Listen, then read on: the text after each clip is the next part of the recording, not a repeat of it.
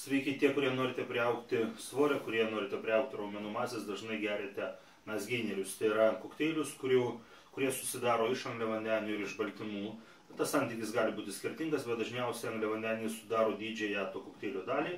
Ir labai dažnai, jeigu tai nėra labai gera firma ir nėra labai brangus produktas, tie angliavandeniai būna paprastieji, tai yra, jie nėra labai vertingi ir tiesiog tai yra pigus angliavandeniai. Ir dėl to toks nasgeineris nėra optimaliausias pasirinkimas ir labai dažnai įvartojant svorio priaugimą, bet tai vargiai būna raumenų masė arba raumenų masė sudaro mažąją to priaugto svorio dalį dažniau ir daugiau tai būna susikaupęs vanduo ir riebalinis sluoksnis.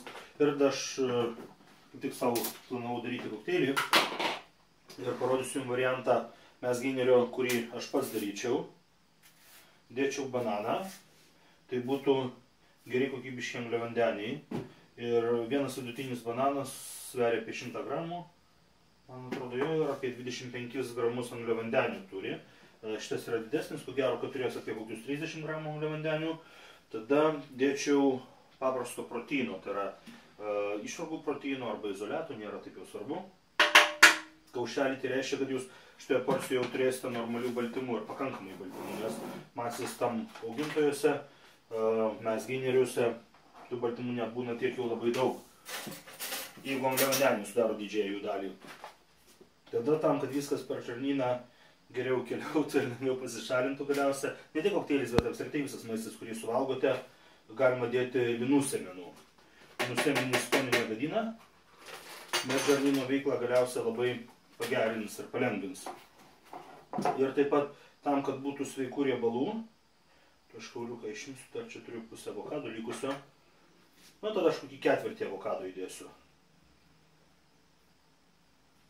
Nors galima dėti ir pusę, aš tarkime įdėsiu ketvirtį. Ir vėliau dar vieną tada tokį kažkada kokteilį išgersiu. Va, ką mes dėjom? Bananą, proteino, ketvirtį avokado, linų sėmenų. Galima dar dėti varškės pakelį, tarkime. Varškės pakelį galima dėti tokiu atveju, jeigu reikia kokteilio ilgesniam laikui. Ką turiu omeny?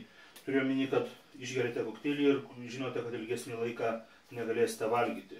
Tarkime, bus darbas arba paskaitos, arba eisite miegoti. Nors tada nereiktų banano, jeigu eisite miegoti. Gerai, įdedu pakelį varškės ir tada reikia vandens. Sekundėlę, paimsiu paprastą puoduką.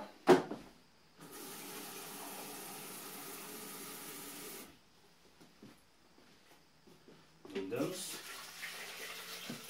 Šiaip proteinas ir bananas jau duos pakankamai saldumo ir reikia plakti.